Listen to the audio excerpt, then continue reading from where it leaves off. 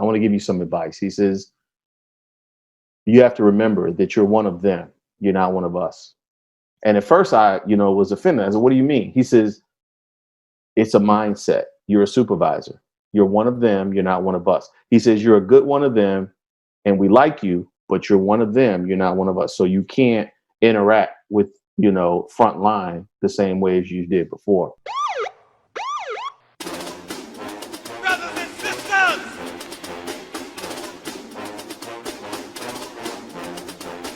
brothers and sisters, I don't know what this world is coming to. You're listening to the Black and Blue Podcast, a discussion and celebration of the roles of African Americans and other minorities in U.S. law enforcement. Your host on the Black and Blue Podcast is Dale Peters, a law enforcement professional with over 20 years experience in the business. Hop on board this Black and Blue train of interviews, current events, and pop culture conversations. So get ready. The Black and Blue Podcast is coming at you right now. Welcome back to the interrogation room, ladies and gentlemen. How you doing? My name is Dale. I'm the host of the Black and Blue Podcast. Thank you for joining me again today. Thank you. I appreciate each and every last one of you. I like to talk to people all over across the country, and today is no difference. I've got a chief all the way out in Illinois, suburb of Chicago. He's the chief of police of the village of Oak Park. Everyone, please help me welcome in LaDon Reynolds. Evening, sir. Good evening. How are you? Excellent. How about yourself? Doing well. All right. And thank you for having me. Yes, thank you. So like I told everyone, you are the chief of police of the village of Oak Park in Illinois. And like I said, you are a suburb of Chicago. Is that correct? Yes. All right. We border the city of Chicago on the west side. Okay. And how large is your village, your city, your town? We're actually pretty densely populated. We're about 4.5 square miles, and we have about 55,000 residents. Oh, wow. Okay. All right. Yeah. And how large is your department? Department is 121 sworn. We have 154 FTEs, full-time employed individuals. Okay. All right. And how long have you been there? I have been there since 1994. So this is finishing up my 26th year. So you came all the way up the ranks from patrol all the way up, huh? I did, yeah. Actually, it's funny. It's a funny story. So when I graduated from college, they gave me a call in August, which is around my birthday. And it was like a nice birthday present to be hired. So it worked out. Nice. Yeah, absolutely. Yeah, that would have been a good present for me, too. That's yeah, no doubt. And then, so you've been there the whole time. Are you from the area? Yeah, so I'm from Chicago. To be honest with you, I wasn't very, very familiar with Oak Park. It's funny. Chicago's one of those cities where if you grew up on the South Side, you pretty much hang out on the South Side. And by Oak Park being west, I wasn't as familiar with that suburb, but I was familiar enough with it to know that it was close to home. I only took a few tests because I wanted to stay close. And they called me and it worked out. All right. And you were happy with that decision ever since, I'm sure. Absolutely. Yeah. Right. Absolutely. All right. It's been a great journey. Yeah. So you are the chief now, but you've been a bunch of different assignments there. Can you tell me about some other assignments that you've done? Sure. When I first started, I actually volunteered to work the midnight shift. My father was a Chicago fireman and my mother was a school teacher. So the thought of service has always been instilled in myself and my siblings. And so I figured, hey, policing is a 24-hour a day job. Let me get used to working the midnight shift. So I did that for a couple of years, came off of midnights, and then I got drafted to go into the investigations division as a street crimes officer. So I did that for a year. And then a position for a detective opened up, and I was fortunate enough to grab it. During that time, there was a sergeant's test available. And so I figured, I had a plan.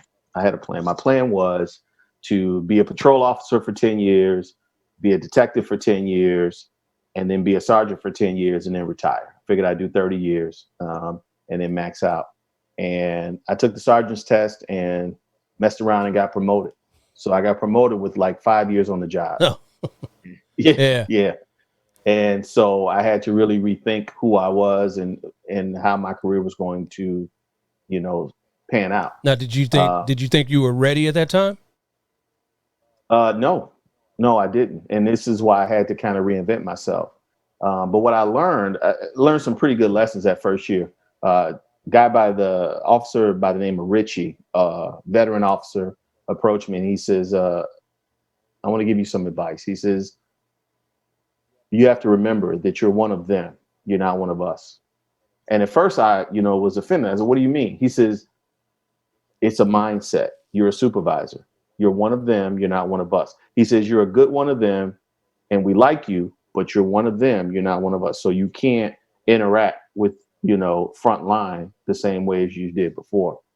And so, I took that to heart. And the other thing was I was put on the midnight shift as a brand new sergeant.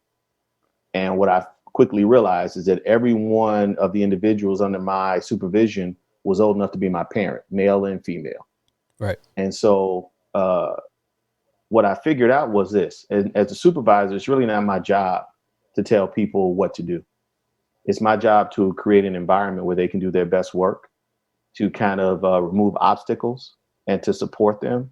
And so, I learned that effective supervision is really about paving that way for individuals to reach their full potential.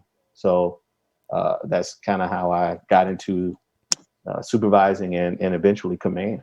Yeah, absolutely. So you said the people that you were commanding are a little bit younger than you. How old are you now? I am in my late 40s. In your late 40s. Yeah, you look good though. You look good though. I appreciate it. Appreciate it. Just had a kid. All right. Wow. Yeah, all right. yeah. Congratulations. So, thank you, sir. Yeah. Thank you. What's the family like? Married? How many kids you got?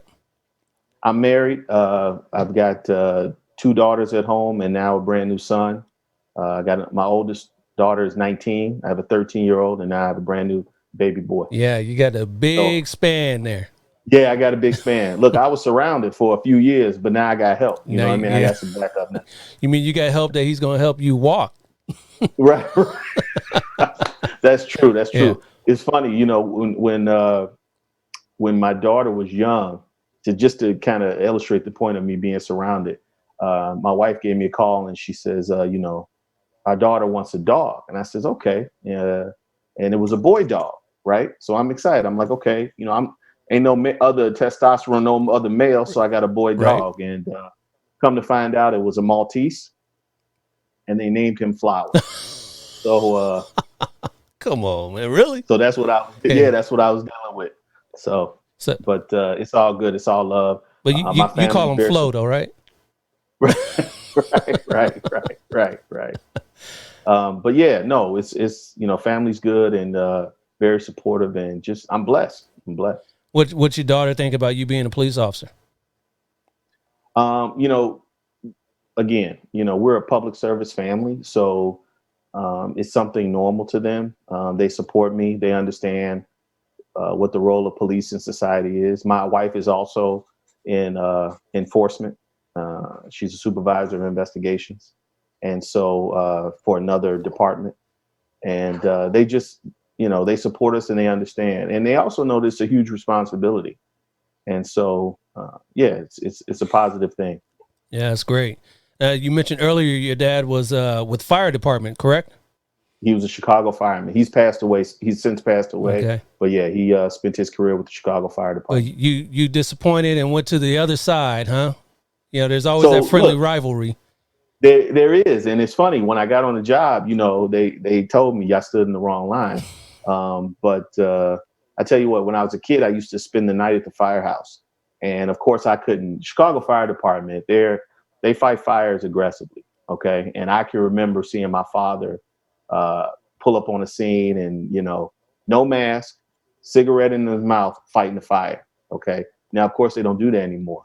And I would be sitting on the truck and the smoke would overcome me just sitting on the truck. And those guys are out there laughing and puffing away on cigars and cigarettes and fighting the fire. So I rather take my chances on the other side. Yeah, no doubt. Yeah, I Right. say that about firefighters in my town as well. When they work, they actually work. Yes, they do. They do, but Yes, they do. it's all about when they do work. That's true. That's true too. That's true too. And Yeah. how about the rest of the family? And the extended family. How do they feel about you going into law enforcement? Everybody's pretty supportive. I have a brother who is a police officer as well for another department. And I have another brother who was a dispatcher. And so, again, service, is the name of the game. Now, I will say this. Initially, when I looked at this career, there were some family members that were hesitant because they understood how tough the job was, especially in the city of Chicago. And so I won't say they dissuaded me. They tried to dissuade me, but what I'll say is that they were, they wanted me to be careful and make sure that I was making the right choice for me. And also, I had some friends that were pretty concerned. Right. But ultimately, here's the thing: you have to engage, you have to lean in, and I just like any other African American male in this country, I've had issues with the police in the sense that I felt like I was stopped for no reason or talked to aggressively for no reason for just walking down the street. And from my perspective, the best way to address that and bring about change is to be a part of the solution. Absolutely. And join. Yeah. So that was part of my whole story too. So either you're part of the problem or you're part of the solution. I want to be part of the solution. Absolutely. Yeah. Absolutely. Yeah, that's good stuff. And you mentioned you went to college. Did you go to college out there in that area? No. So I went to college downstate, down at the southern tip of Illinois, and got a bachelor's down there. And then later on went back and got a master's degree. And part of my passion is teaching. So my bachelor's is in administration of justice, but my master's degree is in workforce education and development, which is all about adult learning, which kind of goes back to that transition I had to make because when I became a supervisor, I had to, again, reinvent myself. So I became a department instructor. And so that led me into the field training program. I eventually went back to being a detective as a sergeant, got promoted to command. So I became a patrol commander and then a detective commander. I spent most of my career in investigations as a commander. Simultaneously, I was kind of moving through the ranks in the SWAT team. So I became a team leader and then eventually the SWAT commander. Oh, so you're one of the SWATers. Yeah. Yeah. All right. Yeah. Yeah. We've since transitioned to more of a rifle team because we have a relationship with a larger department near us, and they would be the ones who would respond for HPT incidents. But we do keep current with our tactical training. Okay.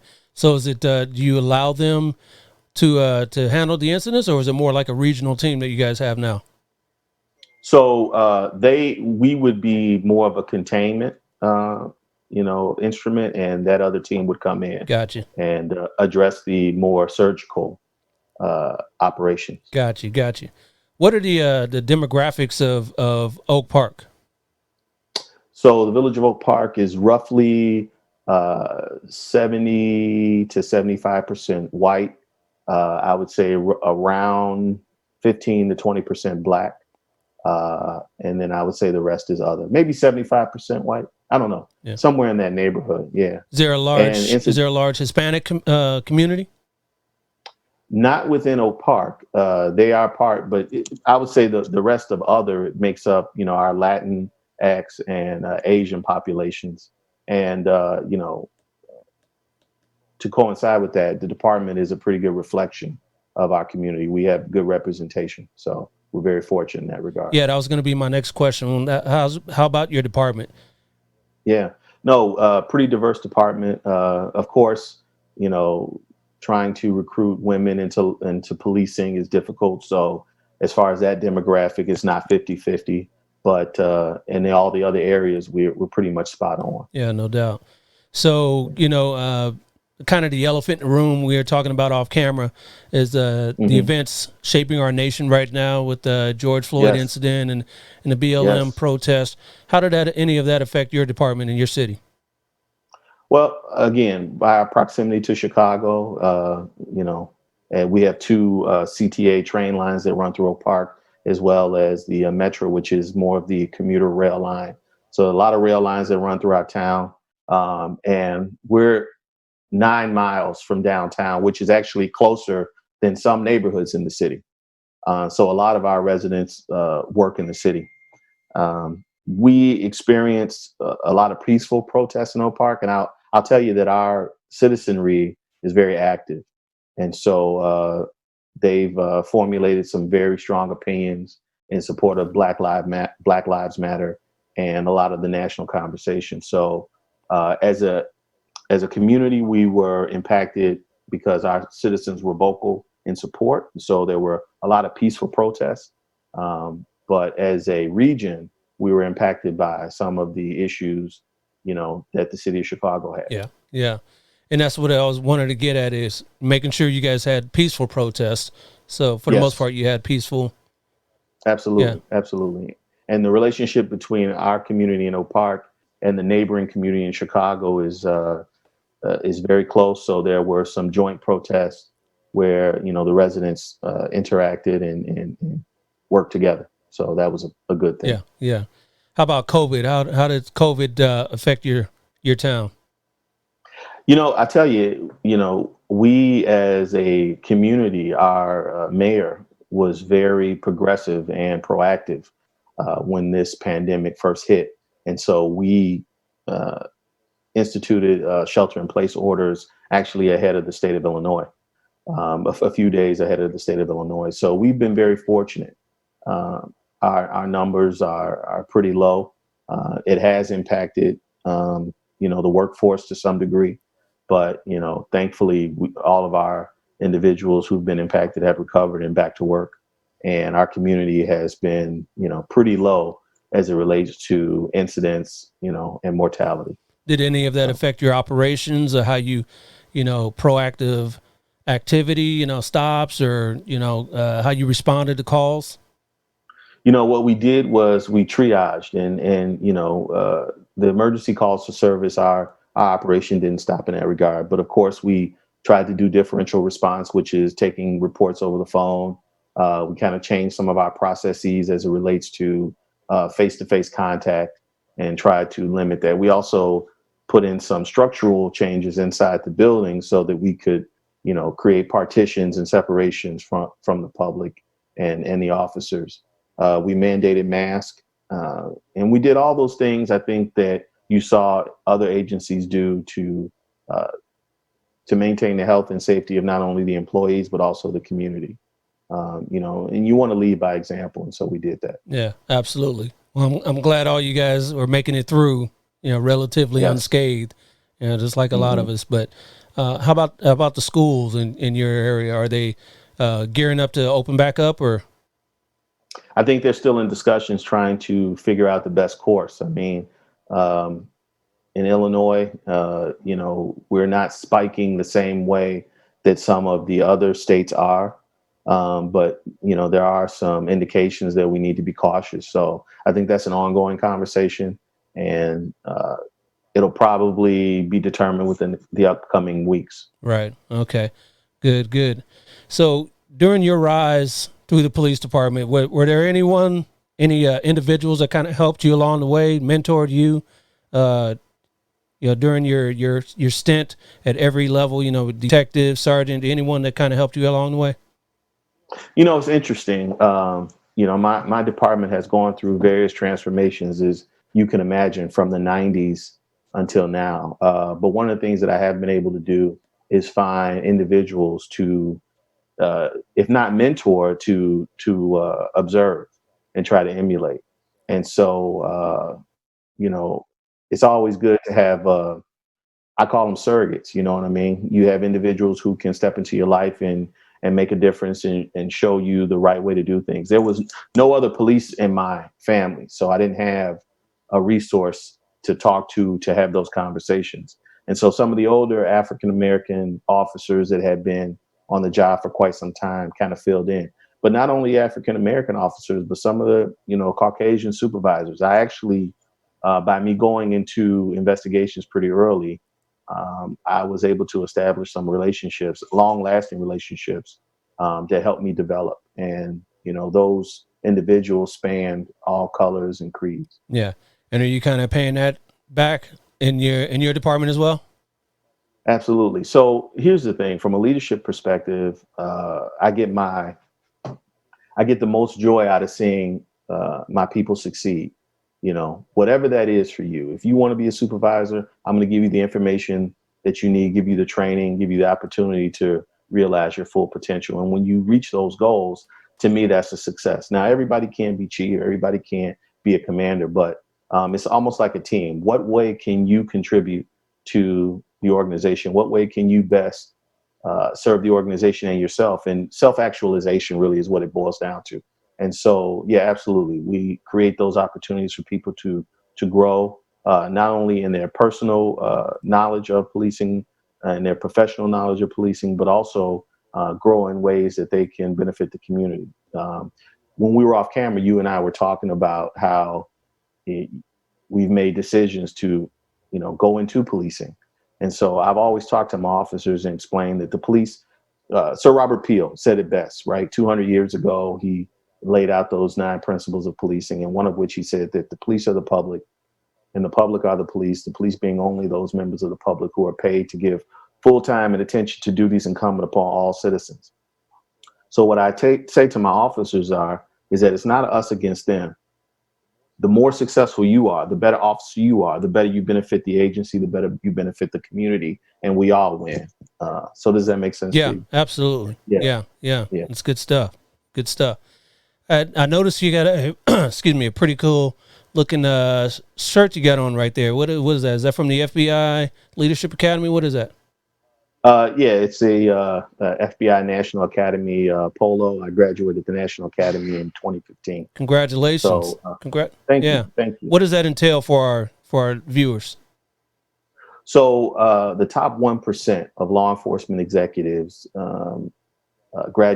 attend and graduate the National Academy. It was started in the early 1900s. I want to say around the 30s. I'm not sure. But basically what they do is take 200 to 300 top law enforcement officials throughout the world. So there's an international component and a national component. And they educate you on the best practices in policing, best practices as it relates to officer wellness, and best practices as it relates to management. It also coincides with a physical fitness program. So they want you to be healthy, mind, body, and spirit. And you're there for 10 weeks. And it culminates in a 6.1 mile run through the woods of Virginia, which is brutal. And command staffers do that, huh? That's right. Oh, yes. These are all chiefs, commanders. I think the lowest rank you can be is a lieutenant, and of all ages. There were people in my class that were in their 60s.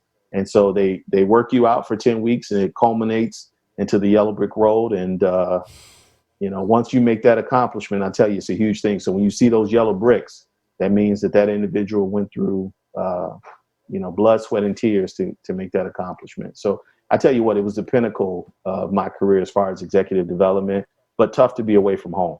So yeah, all right. And you said that was in 2015? That was 2015. I also attended the Police Executive Research Forum's Police Management Institute, which is PERF.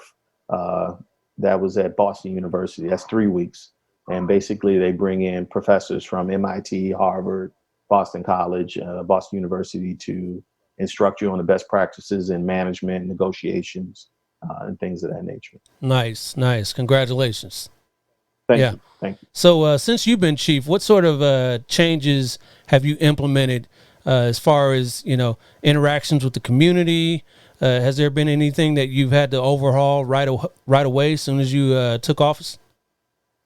Sure. So, I tell you that for Oak Park, and, anybody can visit our website and see it, the cornerstone of policing for us is community policing. And so we've always been progressive. We have a resident beat officer program that's about 25 years old now, where we have individuals who live or are assigned to various beats in town. And that is that community's or that beat, that zone's personal police officer.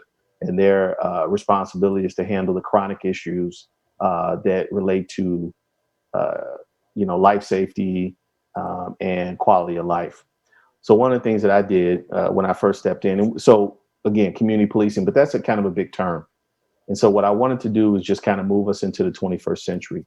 So what I've done is implement President Obama's 21st Century Task Force on Policing. There's 6 pillars, and I've made that the foundation of our operational plan. I've actually structured the organization in such a way that each component of our organization has a specific responsibility to one of those 6 pillars. For example, we have a professional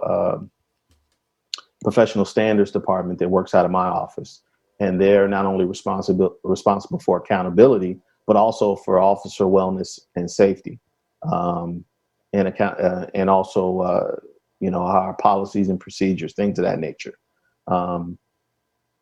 So what I've tried to do is get the command staff, and it's worked. I got buy-in from everyone. They understand that this is a path towards excellence in public service, and also officer wellness.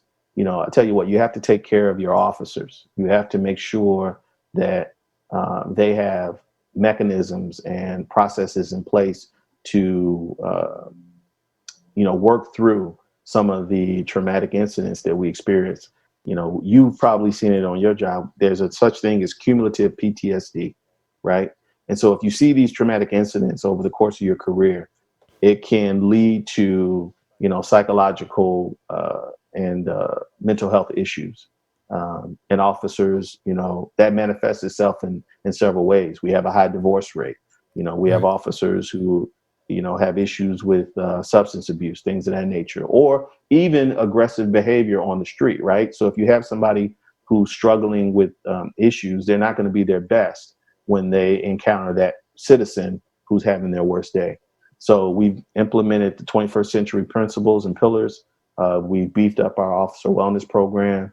We've started to review our policies and procedures, our general orders, and again, moving the organization into the 21st century. That includes technology.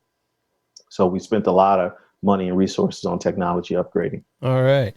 And are you guys having the same problems as everywhere else is having as far as recruiting and filling those holes that, when people retire out and attrition and all that? Yeah. So, it's a good question. One of the things that I did when I took over as chief is also look at our recruitment, because garbage in, garbage out, right? So we looked at our recruitment and we have a recruitment plan. But in order to facilitate that plan, what are you doing to bring those people in? How are you going out to meet those individuals where they are? So I remember when I was recruited, I met 2 officers came to my college, but it's my understanding that we hadn't done that in a while. So I connected with our HR department. We got together a team, and we began to not only recruit at colleges in the area. We went all over the state.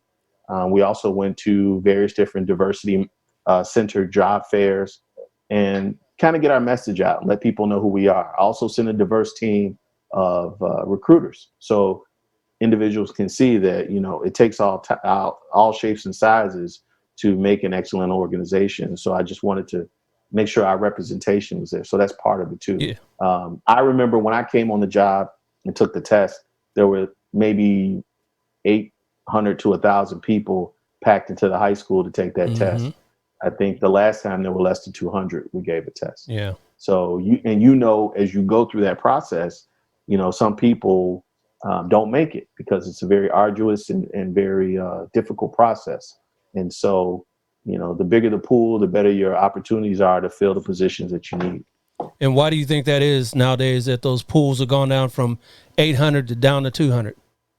Sure. So I think it's a complex issue. I think part of it is the economy. We've experienced, up until, last year or the year before, one of the best economies that came out from the Obama administration, right? He turned things around.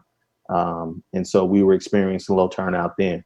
I think when the economy is good, people tend to kind of shy away from public service because in the private sector, you're going to make more money.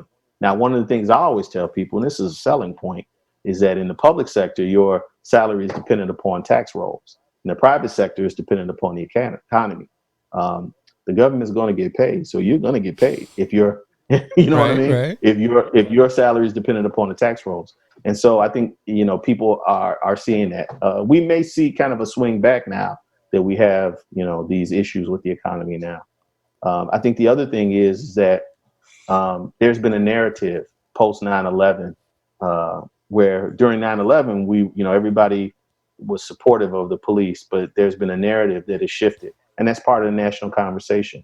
Um, and one of the things I speak to on that is that people have to understand that there are almost 18,000 different police departments in this Yep. country, and we don't have a national police force. Like if you go to London, England, if you go to Italy, if you go to Greece or some of these other countries, they all have national police forces. Uh, we're set up in America differently, and it's on purpose because you police at the local level through the collective consciousness of the community. So yes, you may see an incident in another state or in another town, but that doesn't necessarily reflect the attitudes or the culture of the organization where you live. And so that's part of it too. There's a national narrative out there that is, working against the police, and that's part of it. Yeah, no doubt, no doubt. So I think you're kind of alluding to the defund the police movement and all of that going on. Sure, Are you sure. hearing and seeing much of that in the area, in Chicago area, and Oak Park area? Absolutely. There's definitely a contingent out there that are saying defund the police, and I'll be honest with you, I'm not exactly sure what that term means. I've been doing some research on it, and some people are saying that it's allocate resources to social service um, agencies or third sector organizations so that the police don't respond to non-criminal matters. Uh, but what I'll tell you is this: is that police are the first visible layer of government, and we're out there 24/7. And if somebody is in need of assistance, help, um, who better than the officers? Now, those officers need to be trained, Right. and they need to have the information to respond appropriately, right? Uh, you don't bring the wrong tool to solve the problem. So that's why it's important that as our officers, the officers are a lot more educated and a lot more professional than they were 30, 40 years ago. And so as we're paying officers more, right? Right. As we're demanding more from our officers, we need to make sure that they have the information and the training to facilitate the police mandate, which is basically to care for the health, welfare, and safety of the community. Um, so, it really boils down to the leadership in these different organizations and the culture of those organizations. And are you equipping? Again, my master's degree is in workforce education and development. How are you educating and developing your workforce so that they can respond to the needs of your individual community? Again, policing through the collective consciousness of the community. Right, right. Going back to, defunding and what does that mean? I know a Sure. lot of that has to do with a lot of the duties that other agencies used to handle back in the day, that they got defunded and now, are kind of falling on the police, just let the police Yeah. handle it. And a lot of the homelessness and then all that type of stuff, where there used to be agencies to kind of help out, they're no longer there. So now they just say, oh, well, let the police handle it. So it's kind of a bigger issue that we got to deal with. Yeah. So, in the late 60s, early 70s, there were advances in psychotropic drugs, Yep. right? Because we used to have institutions where mental health institutions where individuals could go that were government funded and facilitate wellness. Now, there's a lot of information out there that says that those places weren't very good at rehabilitation or facilitating mental health, but that's another conversation. As the advances in psychotropic drugs came about, again in the late 60s, early 70s, we began to see the defunding of these mental health institutions and these government run facilities. And then, of course, like you just mentioned, and it's not illegal to be mentally ill, right? And if somebody doesn't want to adhere to their medication management program, there's nothing illegal about that. So That's now how you see the homelessness and some of the things that the police deal with. In Oak Park, what I'll tell you is that we partner with our third sector organization agencies such as Housing Forward and Coalition to help the mental health the homeless, and also what we call PADS, which is a shelter that is run through our ecumenical community. And when we engage those individuals, we offer them services. Sometimes we'll have those organization street teams, if you will, come out to help us speak to those individuals or give them literature on that. The other thing is that we make sure officers are trained in CIT, make sure they're trained in de-escalation, make sure they can recognize if somebody's in crisis, not to criminalize that behavior, which we've seen, across the country. Cook County is well known to be one of the largest, I think the largest mental health facility. Cook County Jail is one of the largest mental health facilities in the country, if not the state of Illinois. So if you give people the tools, if you give your officers the tools to recognize when someone needs resources as opposed to criminalizing the behavior, I think that goes a long way to not only police legitimacy, but also serving that community the way they need to be served. Yeah, no doubt, no doubt. So what are one of the more rewarding parts of your job now as chief? Wow. I like to see my people succeed. So promotional ceremonies are great. Opportunities to send people to training where the feedback comes back to the agency that they really benefited from it. They really enjoyed it. I'll say in many agencies, the training budget is the first thing to go. And go back to that defund the police. The majority of police budgets across this nation is salary, right? And the state of Illinois is a collective bargaining state. We have a lot of unions. I think within my organization alone, I have at least 4 or 5 unions. So much of our budget is already spent, right? So there's very little in discretionary funds. I would say less than 3% for me. And so when I'm able to send people to training, when I'm able to give people those opportunities to expand and to evolve and to learn more about the craft that they've chosen, right? Then I feel good. It's a benefit. And then also I tell my organization that all of us are smarter than one of us. So yeah, I'm the chief, and that just means I have a different set of responsibilities, but I'm no more important than a parking enforcement officer or a community service officer or a frontline police officer. We all are here doing the same thing, trying to serve the community and facilitate our duties and responsibilities. Right. So I get pleasure from that, seeing people win. You know what I mean? Seeing people win. No doubt. And on the flip side, what's one of the more challenging parts of your job? I tell you, it's the lack of understanding. Unfortunately, in this country, people get their concept of policing. And for me, there's a difference between law enforcement and policing. They're not synonymous, right? So as a local police department, I submit to you that very little of what you do is law enforcement, right? Most of it is conflict resolution, record keeping, mediation, things of that nature. You're not all the time putting people in handcuffs or issuing tickets, right? Right. Throughout your 8 or 10 hour day. So at the local level, people don't really understand what policing is. They get their concept of what we do from television, right?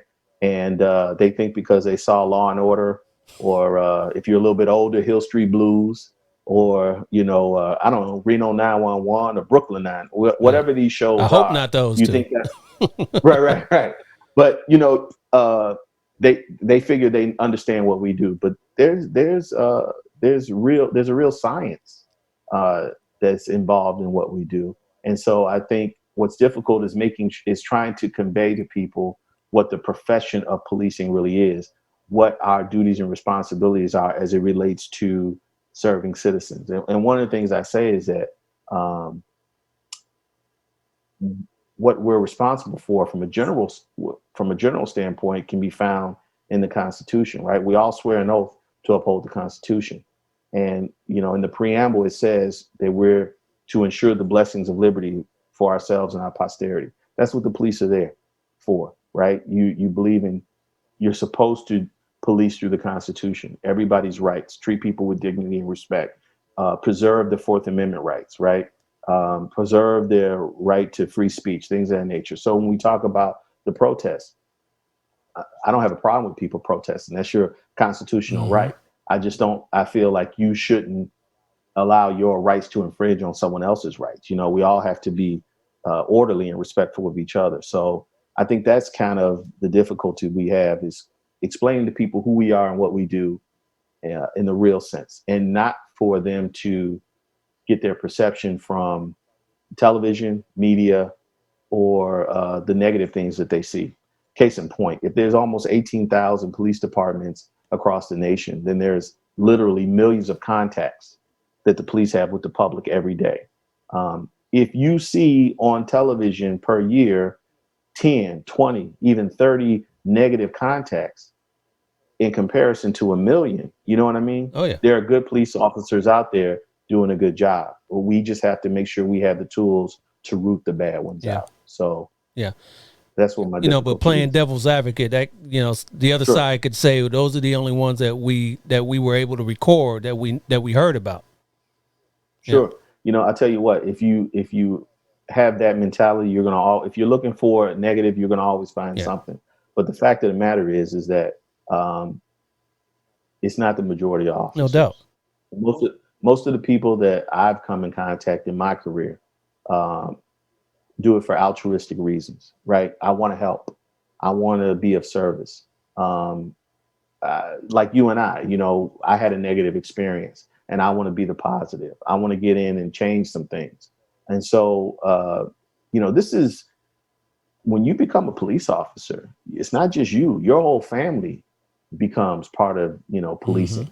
And, if you have a spouse or a significant other or a partner, they're serving right alongside you. When you get up in the middle of the night and put on that vest and leave at, 10 o'clock at night to go do a midnight shift, your wife or your spouse or your partner, they're serving with you because they're not sleeping till you get home.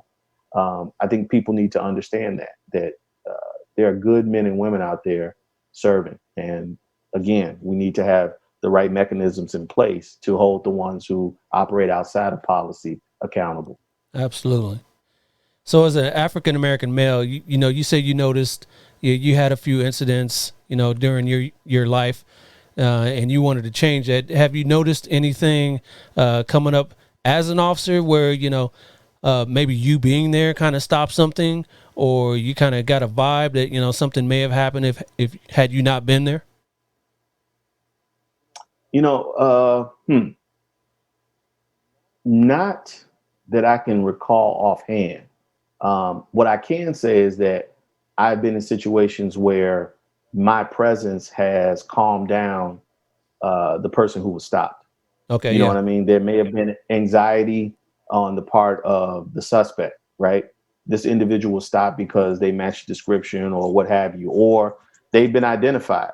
And, a lot of times I'll be there to explain it. I think sometimes because I've been on the other side of that, I have a more, I can relate more to what it feels like. hmm And so, information is power. And I don't have a problem explaining to anybody why I'm doing. You've seen these incidents where, somebody will pull somebody over. Why are you stopping me? Give me your ID first. Turn the car off. No, no, no, no. I don't have a problem telling you why I stopped you. This is what's going on. This is why I stopped you. And this is what's going to happen. And I need your cooperation. As long as I have that, you know, there have been times when I've keyed up the radio and asked dispatch to repeat the description and let the person hear it. And then I say, this is why I stopped you. And they're like, okay, that makes Yeah. sense. And you treat people with dignity and respect, it goes a long way. It's when you start to dehumanize individuals and treat them as if they're, Yep. objects and not real people. And that's when things change. If, again, knowledge is power, information is No power. doubt. Yeah, because people understand we Yeah. got a job to do, and so long as Yep. we treat them with respect along the way, they understand. It's been my experience that the Black community, the African American community, wants police, right? They want the police Yeah. in their neighborhood. They want the police to do their jobs. So it's not what you do, it's how you do it. And again, if you treat people with dignity and respect and you police through the Constitution and understand that everybody has rights, then I think that just goes a long way. Yeah, great. So what, as an African-American male, have you seen as far as changes in the command staffs, opportunities for command, for promotion within the African-American or minorities in general? I can only speak for the region and for my department. I think, again, agencies that I come in contact, they work hard to try to reflect their population. So, in the city of Chicago, we've had African-American superintendents, African-American deputies, superintendents, and chiefs and deputy chiefs for years. In Oak Park, we had a African-American chief for almost 14 years. And he was the chief before the guy I succeeded. We've had female command staff, female sergeants, I think. And I see that in other agencies. So I would say, as I've evolved and grown in this profession, I see more of us in leadership positions, and I think that is a positive. Again, it's important that people see themselves. So how can you get a female officer to want to be a detective, or to want to be a tactical officer, or to want to be a sergeant or a lieutenant or a commander? They need to be able to look and say, okay, I can do that. I see that person in me. And so it's important that, when people have the qualifications and the skill set to succeed in those positions, you make sure those doors are open so that they have opportunity. And then you cultivate that mentoring that we spoke about, Yeah. That's one of the discussions that I've had with a few coworkers is, when you're recruiting and you don't have that African-American presence or that minority presence, when you're trying to recruit someone and they don't see anyone in leadership, they say, well, why would I want to go work for that department when I don't see anyone like me in leadership? Mm-hmm. I only see, patrol officers. So, yeah. And I think that's the same in every other profession there is. I remember being in high school, what do you want to do when you grow up? Well, I didn't know what all the jobs were. Doctor, lawyer, cop, fireman, teacher. Right. You know what I mean? Not a whole bus driver. It's you think about what you see. And so I think it's important that, those images are reflected back so that people who are interested can see it's possible for them. I mean, think about it. When you were a kid, did you ever think we'd have a black president? No. Yeah. Right. But now we know it's possible and that it will happen again. Yeah. And as recently as the 90s, the late rapper Tupac even said that in a song, Right. We're not ready for a black president. That's right. And, a few years later, we had a black president. So anything can happen. Anything can happen. So, all right, Chief, I appreciate you coming on. Great conversation. Absolutely. Yeah, I enjoyed this. This. But we're not done yet. I got before I let you go, I do a little something with my guests. Sometimes I play a game. Sometimes I just do a lightning round. So I decided I'm going to do a lightning round with you. So this is called... Last night I saw a superhero. He was black. He said, this is for the street. Black lightning's back. All right, I call this my Black Lightning round. I'm just going to throw some quick questions at you, and you just tell me what's going on at the top of your head. All right, you ready for it? Yeah. All right. I think you'll get through it. All right. Your least favorite assignment in your career? Least favorite assignment in my career. Wow. I know there's got to be one of them. I've always, it sounds crazy, but I've always been like, everything's an opportunity to learn and grow. Let me think. Was there something I didn't like to do? I mean, I enjoy foot patrol. Well, I didn't say you didn't like it, just your least favorite. least favorite. I didn't like being in a beat. Okay. I didn't like being confined to a beat. So that was my least favorite. And I was only in patrol for probably 3 years. But I didn't like being confined to one beat. I like being able to go all over. So right. Okay. That's my least favorite assignment. All right. Best TV father of all time. Best TV father of all time. There's some good ones. Yeah, there are some good ones. James Evans. Yeah, don't let him get that belt. Don't let him get that belt. But guess what? He was always working and trying hard for his family, and he listened. Right? First he yelled, but then he listened. So, yeah, no doubt. And then he listened. Yeah. So okay, I'll say James. Okay, from Good Times. Yeah. From Good Times. Yeah. All right, so in your department, we don't do that much here on the West Coast, but the command staff, you guys wear white shirts. How do you guys keep those white shirts so clean? So it's interesting that you asked that, because I had a conversation with somebody about this. You wash them in hot water with color-safe bleach, and you don't dry them, and do not dry clean it. Okay. If you dry clean it, it'll turn gray. So you don't put it in the dryer, it'll turn gray. So you hang it out, let it air dry, and then you iron it and throw a little starch on it. And they last a little while, huh? And they last a little while. I got shirts that's probably older than some of my kids. Oh, okay. All right. Sade or Anita Baker? Anita Baker. Anita Baker. Okay. All right. Yeah. Yes, sir. So you used to be a SWAT commander. Could you still qualify on the SWAT course? Absolutely. Oh, no doubt. Of course. No doubt. No doubt. No doubt. Said that. Yeah. Said that without hesitation. No doubt. All right. Yeah. Yeah. The 85 Bears or the 95-96 Bulls? That was a 72 win. Bears. Yeah, 85 Bears. I played football in high school. Love the Bulls. Love Jordan. That's my era. But 85 Bears, man. All right. 85 Bears. So we talked about the kind of friendly rivalry between police and fire. And so who wins in an arm wrestling match between you and the Oak Park Fire Chief? Oh, well, of course I'm gonna win. Of course. You know what I mean? I'll make it good. I'll make it good. All right. You know what I mean? I'll give him a little bit, but of course I will win. All right. So No doubt. okay. So you got a buddy flying in from out of town. What restaurant you taking him to? How buddy, like my guy, or your man's coming in from out of town. My man's coming in from out of town. I like Ethiopian food, so I'm probably taking him to Ethiopian Diamond, which is on the north side. Okay. I'm taking him to Ethiopian Nice, nice. You ever been injured on the job? Diamond. I have been hurt, but not injured. Okay. Yeah. We've all been hurt. Yeah. Yeah. That's right. I've been hurt, but not injured. Copy that.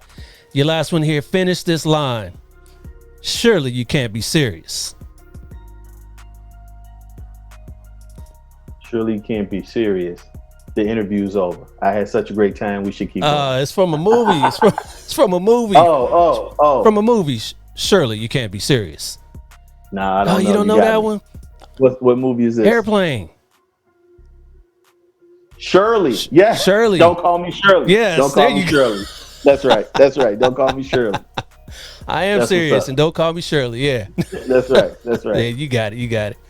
All right, Chief. I appreciate you coming on. That was good stuff. That was good stuff. Yeah. Okay. Listen, this is great, man, and I appreciate your platform. I think this is information that needs to get out, and I applaud you for doing this. Thank you. And supporting not only the cause but also the culture, man. You know what I mean? This is huge. Yeah. Thank you. Thank you. Much love. Appreciate it. All right. You take care, sir. Chief. I'll let you know when this comes out. All right. Appreciate it. Have a good one. You too. Be safe. All right. All right, y'all. That's it for this episode of the Black and Blue Podcast. I want to thank my guests on this episode, Chief LaDon Reynolds of the Oak Park, Illinois Police Department, for joining me on this episode. You are truly an inspirational leader, sir, and I am blessed to have had you on this episode. And if you guys out there enjoyed this episode, make sure you like and subscribe to the show on the Black and Blue Podcast YouTube channel or whatever podcast platform you hear my voice today. I'll be back next week with another stimulating guest. Same black time, same black channel. But till then, y'all already know. Stay black in blue. I'll holler at you. Deuces. This has been a Maitre D Entertainment presentation.